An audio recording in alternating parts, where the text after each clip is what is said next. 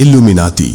कुछ लोग कहते हैं ये सिर्फ एक नाम है, मगर सवाल ये है, क्या मॉडर्न सिस्टम किसी बड़े फितने की तरफ इशारा करते हैं?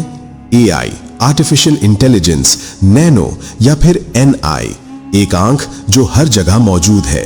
एक नाम जो अक्सर लोगों के जहन में आता है जब वो छुपे हुए निजाम की बात करते हैं। मगर आज बात किसी थ्योरी की नहीं, बात उन निशानियों की है जिनका जिक्र खुद हजरत मोहम्मद सल्लल्लाहु अलैहि वसल्लम ने किया।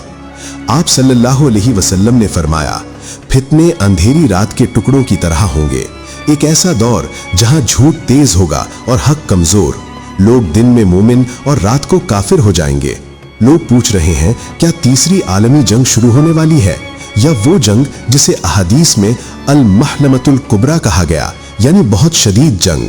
मगर शायद जंग मिसाइल से नहीं होती, कभी कभी जंग फितनों से होती है, सोच पर कब्जा करके, बयानिया, नैरेटिव कंट्रोल करके। तो फिर सवाल उठता है, इस अंधेरे के बाद रोशनी कहां से आएगी? रसूलुल्लाह सल्लल्लाहु अलैहि वसल्लम ने इमाम मेहदी के बारे में फरमाया, मेहदी मेरी औलाद में से होंगे, फातिमा की नस्ल में से। फिर फरमाया, वो जमीन को इंसाफ से भर देंगे जिस तरह वो जुल्म से भरी होगी। सोचिए, क्या दुनिया जुल्म से भर नहीं रही? क्या इंसाफ कमजोर नहीं हो रहा? और फिर खुरासान से स्याह झंडे निकलेंगे, उन्हें कोई नहीं रोक सकेगा।